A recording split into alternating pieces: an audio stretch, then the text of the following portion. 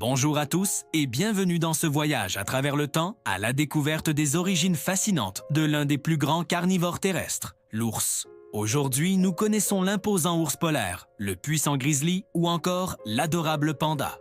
Mais d'où viennent-ils?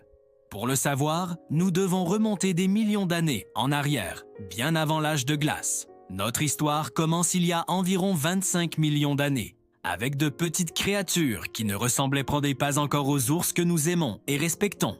Ces premiers ancêtres, de la taille d'un chien, marquaient-ils le début d'une lignée évolutive extraordinaire qui allait conquérir le monde. Préparez-vous à rencontrer des géants disparus, à découvrir des adaptations incroyables et à comprendre comment les ours sont devenus les maîtres de leurs environnements respectifs. Accrochez-vous, l'aventure commence maintenant. Notre voyage nous emmène à l'époque du Miocène. C'est ici que nous rencontrons l'un des premiers membres de la famille des ursidés, l'émission souvent surnommée l'ours-chien. Comme son nom l'indique, cet animal avait des traits à la fois de chien et d'ours. Il était plus élancé, avec des pattes plus longues, adaptées à la course, un peu comme un loup moderne. Contrairement aux ours d'aujourd'hui, l'émission marchait sur ses doigts, ce qui en faisait un chasseur agile et rapide, capable de poursuivre ses proies sur de longues distances. Il n'était pas encore le géant que l'on imagine, mais il représentait une étape cruciale. C'est à partir de cette lignée que va émerger un autre ancêtre clé, l'Ursavus, ou l'ours de l'aube. Plus petit, de la taille d'un raton laveur, il vivait principalement dans les arbres. Son régime alimentaire était omnivore, composé de plantes, d'insectes et de petits animaux. C'est l'Ursavus qui a posé les fondations génétiques de tous les ours modernes. Il possédait déjà les molaires larges et plates caractéristiques, parfaites pour broyer une grande variété d'aliments. Au fil des millions d'années, le climat de la Terre a changé et les descendants de l'Ursavus se sont diversifiés pour s'adapter à de nouveaux environnements. Cette diversification a donné naissance à des créatures véritablement spectaculaires, dignes des plus grands récits préhistoriques. L'un des plus célèbres est sans doute l'ours des cavernes, l'Ursus spelaeus. Apparu il y a environ 300 000 ans, ce colosse pouvait peser jusqu'à 1 tonne, soit près du double d'un grand ours brun actuel. Malgré sa taille terrifiante, les analyses de ses os et de ses dents révèlent qu'il était principalement herbivore. Son nom vient du fait que des milliers de ses squelettes ont été retrouvés dans des grottes à travers l'Europe, où il hibernait et élevait ses petits. Ces grottes étaient parfois disputées avec les premiers humains, qui ont laissé des peintures rupestres témoignant de leur coexistence avec ce géant. Malheureusement, l'ours des cavernes s'est éteint il y a environ 24 000 ans, probablement à cause des changements climatiques de la dernière période glaciaire et de la compétition pour les ressources. Mais l'ours des cavernes n'était pas le seul géant de son temps. De l'autre côté de l'Atlantique, en Amérique du Nord, vivait un prédateur encore plus redoutable, l'ours à face courte ou Arctodus simus. Imaginez un ours qui, debout sur ses pattes arrière, pouvait atteindre plus de 3,5 mètres de hauteur. Avec ses longues pattes fines, il était bâti pour la vitesse et l'endurance, capable de courir jusqu'à 60 km/h. Contrairement à son cousin européen herbivore, l'ours à face courte était un hypercarnivore. Son museau court et large abritait une mâchoire puissante, conçue pour briser les os et dévorer les carcasses des grands mammifères de l'âge de glace, comme les mammouths et les bisons géants. Certains scientifiques pensent en contingence qu'il était un prédateur actif, tandis que d'autres suggèrent qu'il était plutôt un charognard dominant, utilisant sa taille intimidante pour voler les proies d'autres carnivores, comme les loups ou les smilodons. Comme beaucoup de la mégafaune de l'époque, il a disparu il y a environ 11 000 ans, à la fin du Pléistocène.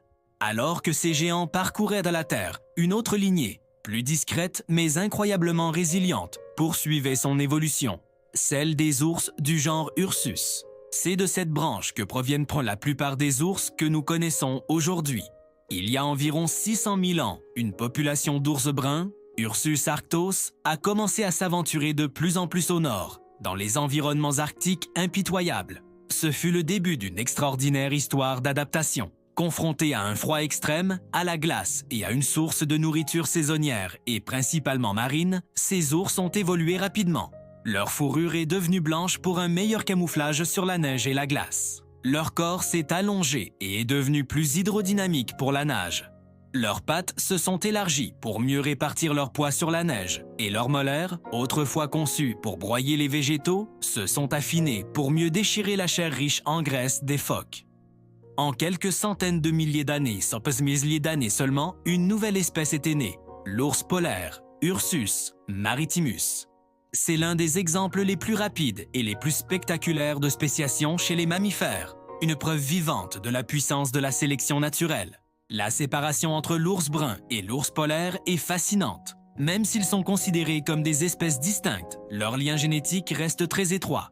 D'ailleurs, dans la nature, lorsque leurs territoires se chevauchent à cause du réchauffement climatique, ils peuvent ne se reproduire et donner naissance à des hybrides fertiles, surnommés growlers ou pidsley.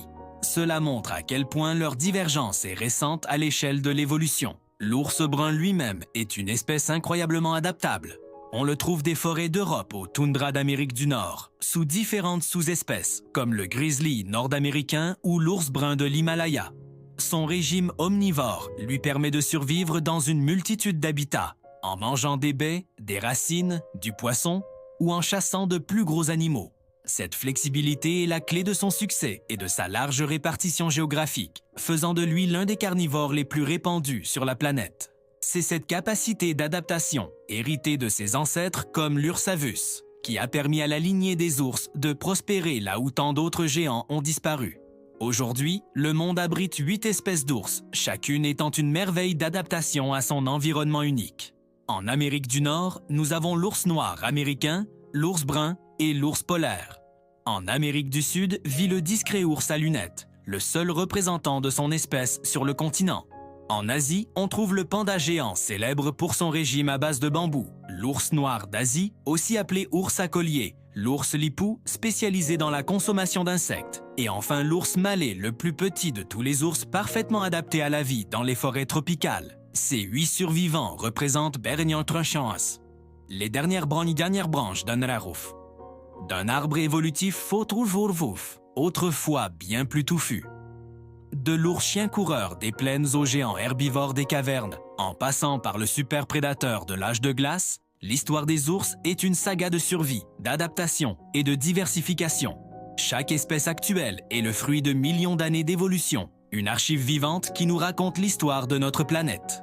Cependant, l'histoire des ours n'est pas terminée, et leur avenir est plus incertain que jamais.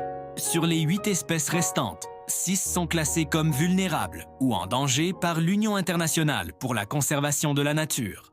La déforestation, la perte d'habitat, le braconnage et les conflits avec les humains menacent leur survie. L'ours polaire, symbole de l'Arctique, est en première ligne face au changement climatique, voyant son territoire de chasse, la banquise, fondre littéralement sous ses pattes. Le panda géant, malgré des efforts de conservation remarquables, reste dépendant de forêts de bambous fragmentées. Même des espèces plus communes, comme l'ours brun, sont menacées dans certaines régions. La survie de ces magnifiques animaux ne dépend plus seulement de leur capacité d'adaptation naturelle, mais de notre volonté de protéger leurs habitats et de coexister pacifiquement avec eux. En comprenant leur passé extraordinaire et les défis qu'ils affrontent, nous pouvons œuvrer pour que l'histoire des ours continue de s'écrire pour les générations futures. Leur incroyable parcours évolutif nous rappelle la résilience de la vie, mais aussi sa fragilité. Des petites créatures arboricoles aux géants de l'âge de glace, les ours ont maintes fois prouvé leur capacité à surmonter les défis les plus extrêmes que la nature leur a imposés. Aujourd'hui, le plus grand défi, c'est nous. En protégeant les ours, nous ne sauvons pas seulement une espèce emblématique, nous protégeons des écosystèmes entiers dont ils sont les gardiens. Nous préservons un héritage naturel qui a mis des millions d'années à se construire. Chaque action compte, de la lutte contre le changement climatique à la protection des forêts locales. Faisons en sorte que les futurs chapitres de l'histoire des ours soient des racines, des récits de succès et de coexistence, et non des épitaphes pour des espèces disparues. Merci d'avoir suivi ce voyage épique à travers l'histoire évolutive des ours. Si ce documentaire vous a plu, n'hésitez pas à laisser un pouce bleu, à partager la vidéo et à vous abonner à la chaîne pour ne manquer aucune de nos prochaines explorations du monde naturel. Vos commentaires sont toujours les bienvenus. Dites-nous quelle espèce d'ours vous fascine le plus et pourquoi. À très bientôt pour une nouvelle aventure.